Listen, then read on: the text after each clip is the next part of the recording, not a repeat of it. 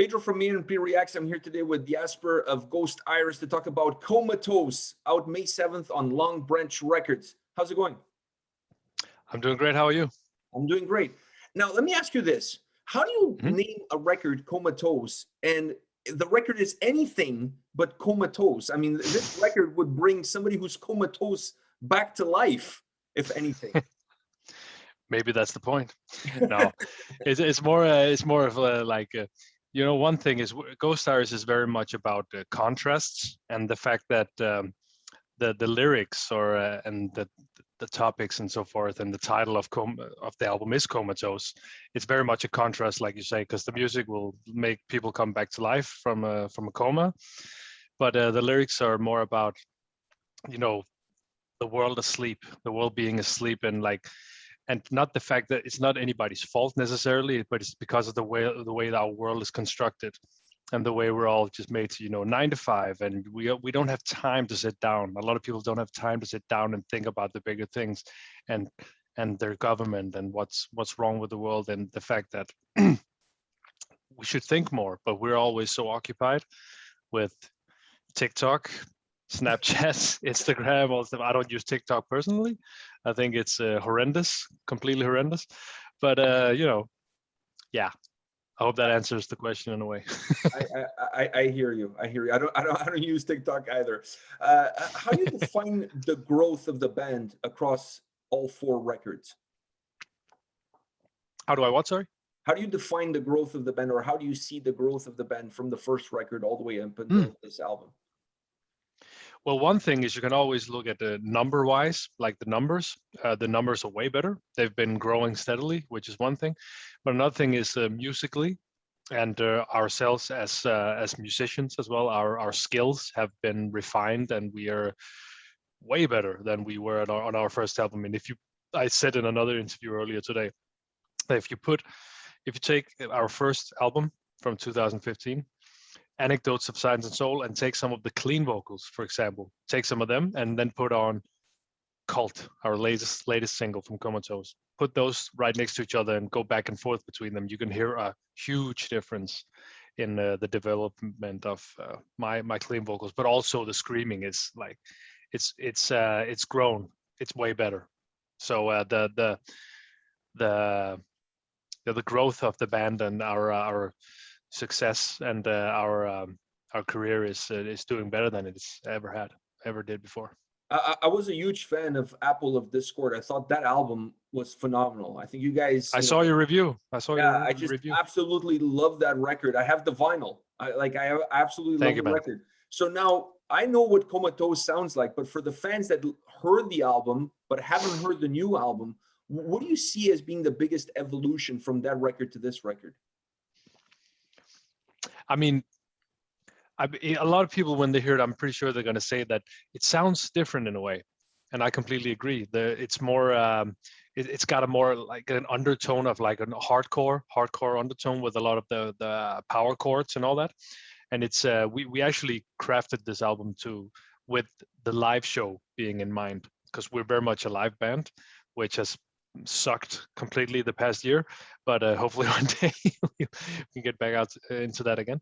But yeah, we crafted around the live show. We really like high octane, 10 out of 10 energy, just kicking ass all the way through. And our new songs make it so that we have more energy and more what do you call it? The gas tank is still not empty when we're at the end of the show. We still have enough energy to complete it, and it's not as noodly, it's not as technical. I'm not saying that Apple of Discord necessarily was super technical compared to the previous 2 albums, our previous 2 albums, but we refined it more with the live show in mind. Yeah. How is the creative process for you guys? I mean, this is the 4th record. You guys have some experience now when it comes to coming into the studio recording. So has that impacted the creative process, or you guys are still going about it the same way? And what is it? We still go about it pretty much the same way, because it's worked for us well so far. If it ain't broken, don't fix it. That kind of kind of mentality. Yeah, but it usually happens something along the lines of this. Niklas, which is the main riff writer guy, the guitarist, he comes up with the riffs, and he sometimes programs some simple drums just so we have some sort of reference. And then Sebastian puts like proper written drums on it, and however he wants to make it sound and all that. And then it happens that Nicholas and we sit down like with just a laptop and like some crappy recording. It's like GarageBand, or if we had a Mac or something else on PC, and we just sit down and I'm not kidding, we use the mic on the laptop, which is very bad, of course. I was gonna say it's really crappy. It's super crappy, but it's only for reference, it's just for shitty demos, so we can do better demos later on, and then we can go to the studio where we really put our final touch on them. But we just sit there with my lyrics that I've written, independent of the music, just my thoughts and all that, and then we write the flows and the melodies and all that, and we record them into the microphone, but we don't record them fully. We simply just like whisper them. We like whisper them into so we have a reference, you know what I mean? Yeah, and then later on we record them properly and all that, and we sit there and we sing in like really crappy falsetto, and it's all for reference. But we talked about maybe one day we should release the very first draft of a song, because it's so bad. But that's how it happens, if you refine your craft. Don't do it as a bonus track, but do it as just like for fun. Just for fun. Yeah, a whole album for fun with that. Trust me, it's fun though. It's really fun.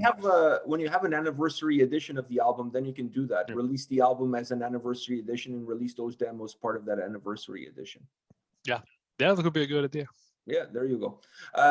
Creating the album, is that aspect of the creation of the album challenging for you guys, or was there specific challenges that you were faced on this record that you didn't see with the previous 3 records? No, not at all. We've the past 3 albums we recorded with the same guy, and he has a studio up north away from Copenhagen, and it's like this. It has this really tiny, like a summer house, like cabin feel. Really, really strange, really, really small place. But we recorded the past 3 albums there, and it just feels like home. And then the guy is great. His name is Chris. He plays in a band called Cabal. He plays guitar in a band called Cabal. Like, I don't know if you heard of them. Yeah, I know. But, I've actually seen them live here in North America. They were on tour before this whole coronavirus happened. Oh, I didn't know. I didn't realize you were in America. I don't know where I thought you were, but yeah, they toured the US. Was it last year? Maybe in 2019, like January 2020. Oh yeah, right before. Yeah, you're right. So you know them, yeah. Yeah. But he's the guy who's engineered our albums. He didn't do the mix on the past 2, but we recorded and tracking with him. So no. It's always been. I'm not going to say a walk in the park. It's always frustrating when you can't get the proper track down and you go through stuff again and again. But it's pretty. It's nice. It's not bad. How do you feel about the structure of the album? Do you guys spend a lot of time putting the tracks together in order for the record to have the right fluidity to it, or you don't feel like that's an important element in the overall playability of a Ghost Iris record? I think it's very important. We're very meticulous about, like you say, the track list. Simply like which one fits here, which one fits there, and so forth. It's very meticulous, and it's not random. That's for sure. So we think a lot about that. Yeah. So to make it more fluent, so it's not just let's put the 4 most aggressive songs in the beginning of the album, and then it just goes down after that. You have to play your cards right. If you feel like out of the 10 songs, if you feel like 5 of them are just a tad bit stronger than the other, let's spread them out, like 1, 3, 5, 7, 9, and so forth. Yeah. It allows you to reset the record multiple times and keep the listener kind of glued into the whole experience of the album. Exactly. You don't want to drop the bombshell like that. So yeah, you don't want to bust your load in the first 5 songs, and then the rest of the songs the person just turns it off and walks away. That's what I wanted to say, but you said it way better. You said it perfectly. One of the things that I took away from this record, the moment that I heard it, is that it has big sound. Do you know what I mean? Like, it has this big volume. It just feels like really big. What do you attribute to that? I mean, definitely mixing goes a long way. We had a guy for the first time in the Ghost Iris camp, a guy called Lance Prince. He's done Alpha Wolf, Polaris, Thornhill, bands like that, an Australian guy, and he's one of those guys. He just normally you go through like revisions of a mix, right? The producer or the mixer, sorry, sends the tracks back. What do you think about this mix? Blah blah blah. We can the overall sound. Let's do more of this or that, like 2 or 3 times maybe.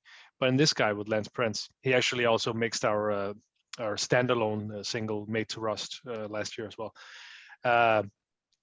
First mix, just like we didn't have anything to say. It was just, yeah, I don't know what to say about this other than the fact that it's great.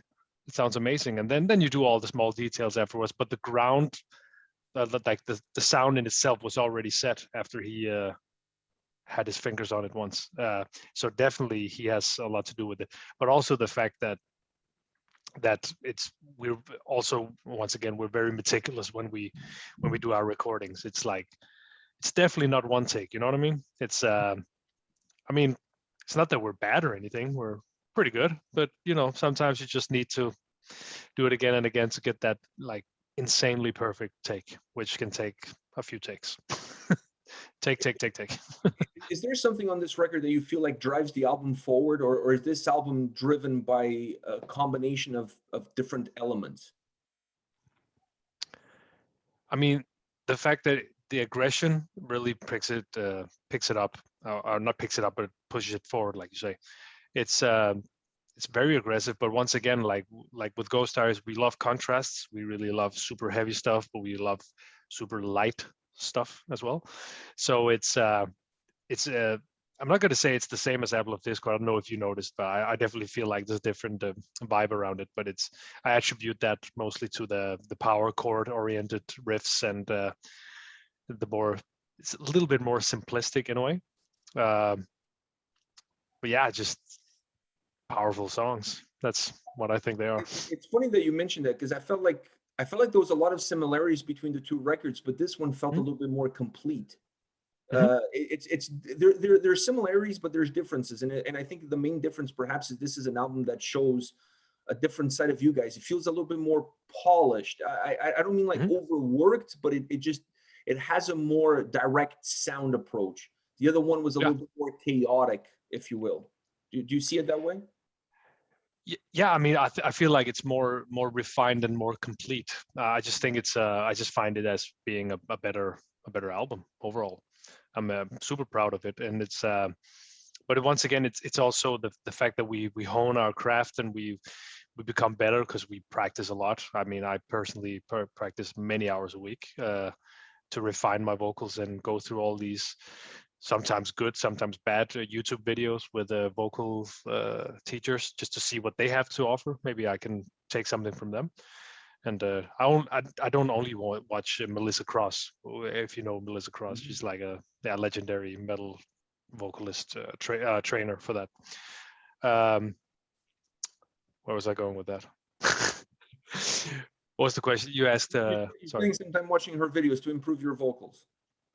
Yeah, but what was the initial question? No, the initial question was talking about how this album feels to me a little bit more polished compared to the previous record. Yeah, when you say polished, I think I know what you mean. Like it feels more worked through in a way. Yeah, it's more thought through. It fills in all the gaps. It doesn't feel as raw, if you will. Yeah, I think so too. I think it's way better than Apple of Discord in many regards. How much of the lyrical content that you create for the album impacts the intensity that the songs have? Because you mentioned earlier that you kind of create the lyrics kind of on your own in a vacuum, if you will, and then you kind of work them into the songs. But once you're working them into the songs, do they impact then the drive of the tracks, the intensity that the songs have? I mean, sometimes it's the lyrics are what they are, and sometimes some words, you know, don't fit because of the flow we're trying to create. So sometimes we do so small compromises here and there, but lyrics are one thing. I feel like it's two standalone things. Like the flow and the melody is not necessarily dependent on the lyrics. I mean, you can get words to fit in as long as you just think creatively. But I think yeah, it definitely does. It does a little bit, but it's not a huge deal breaker. We try to make it fit as well as possible. I know a lot of not a lot of bands, but I think some bands probably don't do it like that. But it's just always been the way, the way we did it. So Like you said earlier, if it ain't broke, don't fix it. exactly, it's been working so far. Was there a specific song on this record that was perhaps a little bit more difficult for you to nail? That it kind of drove you a little bit crazy? There's always some small. Who am I kidding? Not small parts, maybe some bigger parts. But there's a song called "Ebb and Flow," which contains only clean vocals. But still, funny enough, because it was all clean vocals, it still didn't take me that long to get that one down, because I think that the pitch it was in, the key it was in, it fit my vocals very, very well. Whereas some of the other songs are super high, and those can take sometimes a little, take more than one take, that's for sure.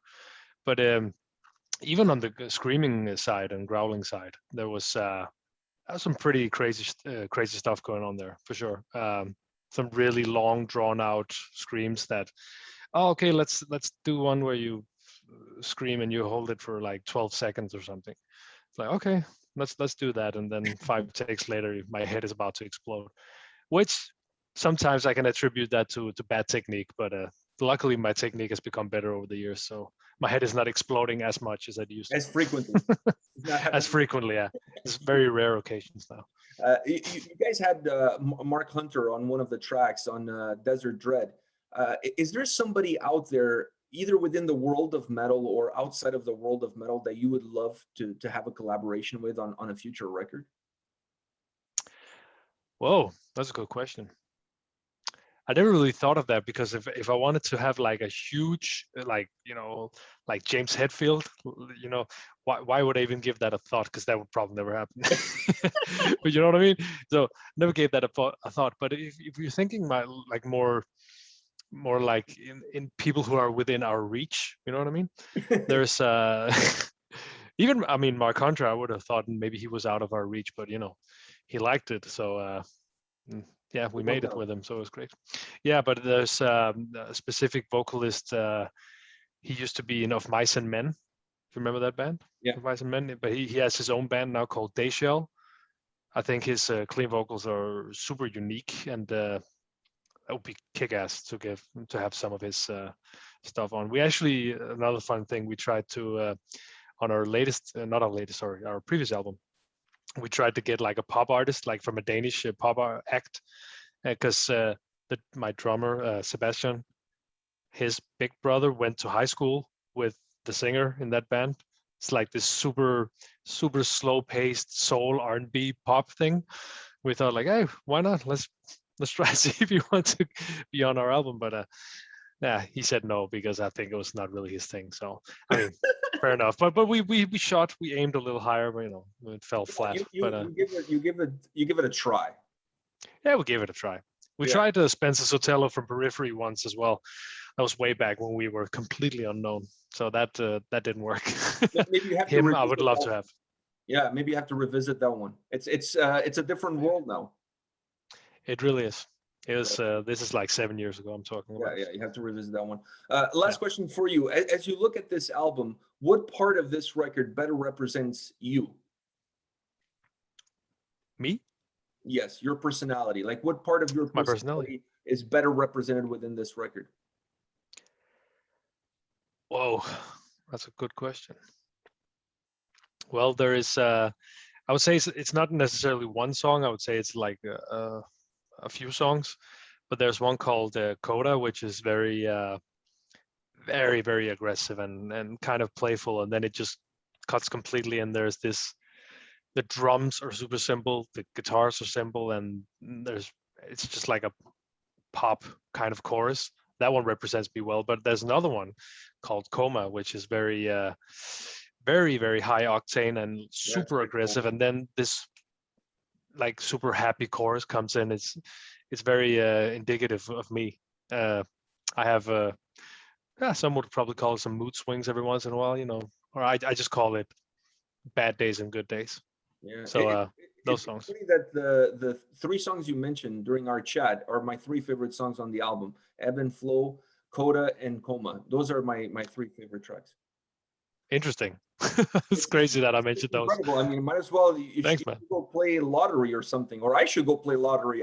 Something. I mean, the stars are aligning. I just feel like those 3 songs really represent the album well, because I think everything that the album is all about is represented within those 3 tracks. Yeah. Oh yeah, I can see that for sure. They're very representative of the album as a whole. Yeah. Well, Jesper, thank you very much for your time today. It was an absolute pleasure to finally have you on the channel. I know we had some technical, let's call it technical difficulties the other day. Yes, technical. Technical difficulties, but it was a pleasure. All the best to you and the guys in Ghost Iris and this release, Comatose, May 7, Long Branch Records. Take care, man. See you soon. Thank you, Pedro. Take care. Have a good night. Bye.